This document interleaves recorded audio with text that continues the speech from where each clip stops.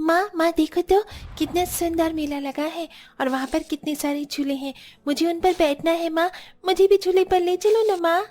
रूही बेटा, मेरे पास पैसे नहीं हैं। तुम तो जानती हो इन सब चीज़ों के लिए भी चाची से पैसे दिए थे, तभी मैं सब्जी खरीदने आई हूँ। अगर पैसे होते तो मैं तुम्हें ज़रूर ले जाती। हम जैसे गरीब लोगों की ज़िंदगी में नहीं है ऐसे मज़े लेना। वैसे भी ज़िंदगी तो अलग ही छोटे दे रही है बिना झूले के। माँ मुझे आपकी कोई बात समझ नहीं आई। मुझे झूले पर जाना है, जाना है। अगर झूले वाला आ चला गया तो मैं कभी झूला नहीं झूल पाऊंगी। चिंता मत कर, ये झूला दशहरे के 10वें दिन तक लगा है और अभी नवरात्रि का छठा दिन है। कल परसों भी रहेगा झूला। पैसे हुए तो मैं तुझे झूला झूला दूंगी। नहीं माँ नहीं, मुझे तो झूला झूलना है।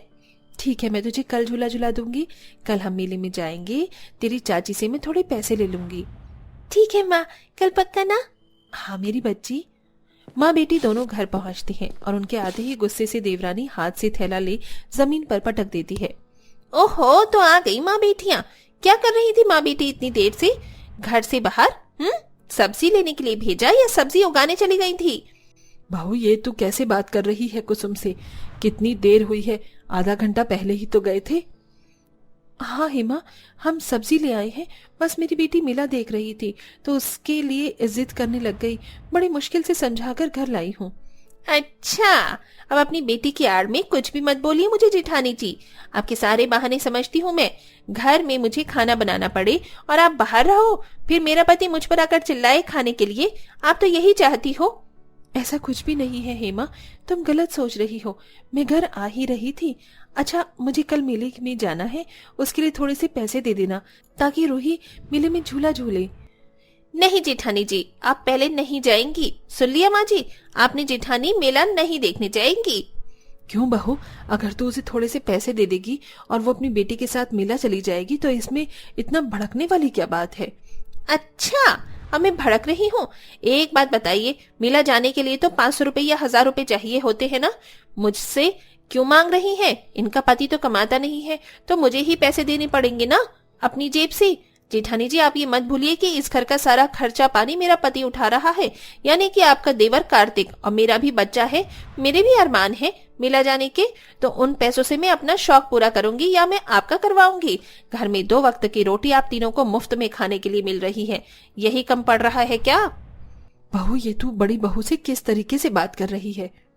वैसे ही माँ जी जैसे मुझे करनी चाहिए। ये शायद भूल रही हैं कि इनकी औकात इस घर में क्या है।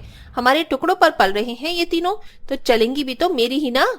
हेमा के चिल्लाने से रूही डर जाती है और कुसुम खाना बनाने चली जाती है। सुमित्रा अपनी पोती को टीवी दिखाती है, तभी उसका छोटा भाई यानी कि हेमा का बेटा विहान रिमोट छीन कर अपना कार्टून लगा देता है।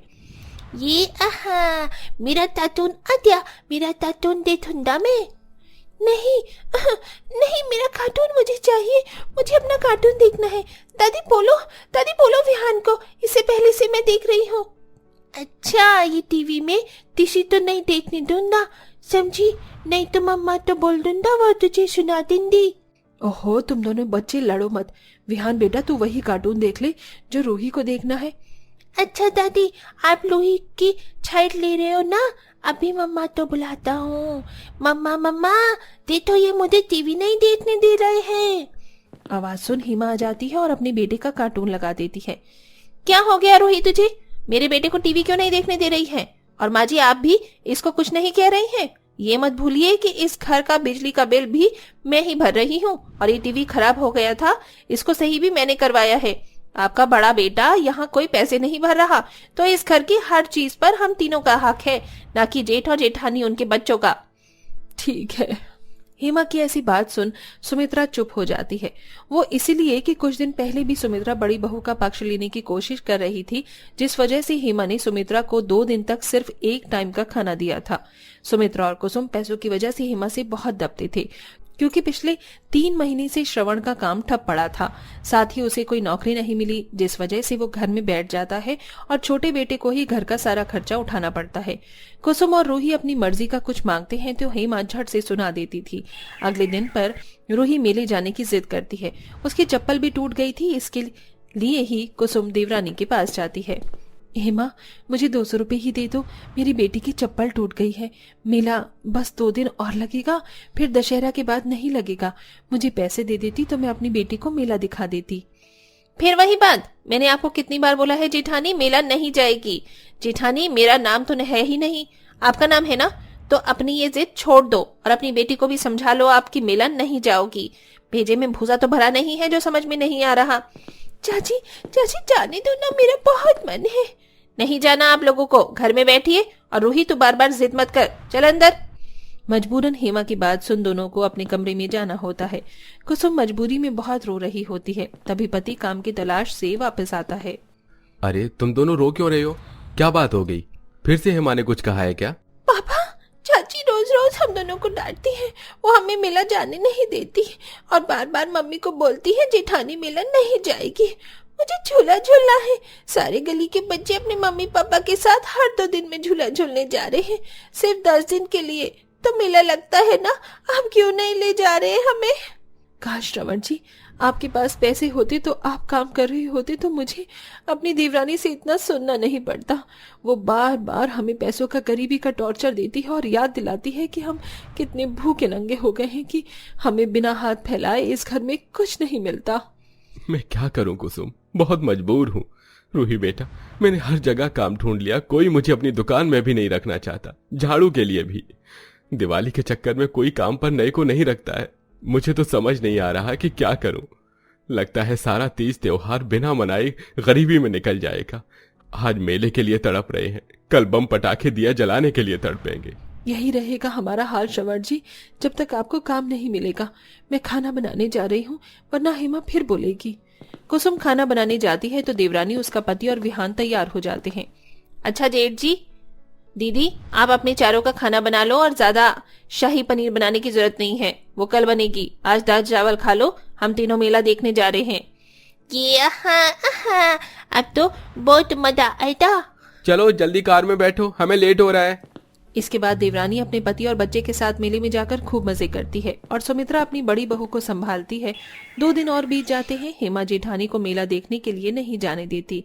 मजबूरन दशहरा के लास्ट दिन रूही डांट पर चढ़ अपनी गुल्लक निकाल कर उसे फोड़ती है। माँ देखो, मैंने पैसे गिन लिए, इसमें 100 रुपए हैं। चलो एक झूला आप और एक झूला मैं झूलूंगी, वरना चाची तो मेला हमें नहीं देखने देगी।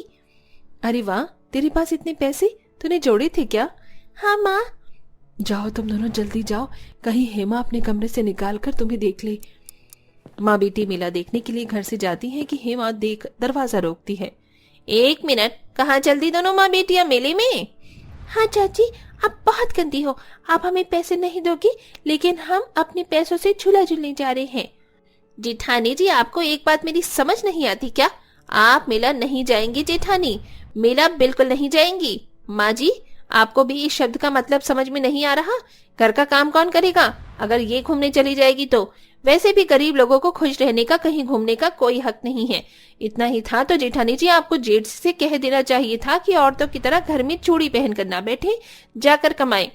गुस्से से कुसुम हेमा को थप्पड़ मारने वाली होती है, लेकिन हाथ रोक लेती है। बस हेमा, मैं तुम्हारे सामने और नहीं झुक सकती। अब सवाल मेरी बेटी की खुशी का है।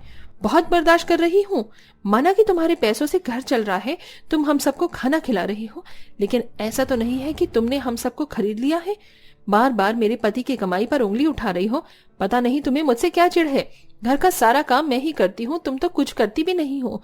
और आज मैंने तुमसे पैसे भी नहीं मांगे, फिर भी तुम मुझे मेला नहीं जाने दे रही।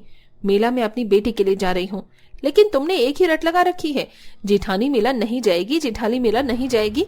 सोचो, अगर मेरे पास बहुत पैसे होते, मैं तुम्हारे साथ ऐसा टॉर्चर करती तो फिर तुम्हें कैसा लगता? बिल्कुल सही कहा कुसुम बहू तूने, लेकिन इस हेमा को कुछ समझ नहीं आता। परिवार की खुशी समझ नहीं आती, बस पैसों का धौस करना है इसे। जेठानी जी, गुस्सा कीजिए मुझ पर, आपने बिल्कुल ठीक कहा। शायद मैं गरीब होती और आप पर पैसे होते तब मुझे पता चलता, और इस तरह से मैंने सोचकर देखा तो मुझे एहसास हो रहा है मैंने बहुत गलत किया। प्लीज मुझे माफ कर दीजिए। मेरी गुड़िया को और आपको मेला देखना है ना, आज सब मेला घूमेंगे और मैं फिर कभी आपको ऐसे परेशान भी नहीं करूंगी। प्लीज एक मौका दीजिए। सच्ची? ये देवरानी जेठानी दोनों एक दूसरे के गले लगकर बीती बातों को भूल परिवार के सभी लोग मेला घूमने जाते हैं। इसके बाद वो अपनी बहुत सारी नई नई यादें बनाकर खुशी खुशी रहने लगते हैं। दोस्तों, क्या आप भी सहमत हैं कि कभी कभी अपने अहंकार को छोड़कर परिवार के हित और खुशी के लिए सब कुछ करना चाहिए? कमेंट करके अपना जवाब जरूर दें।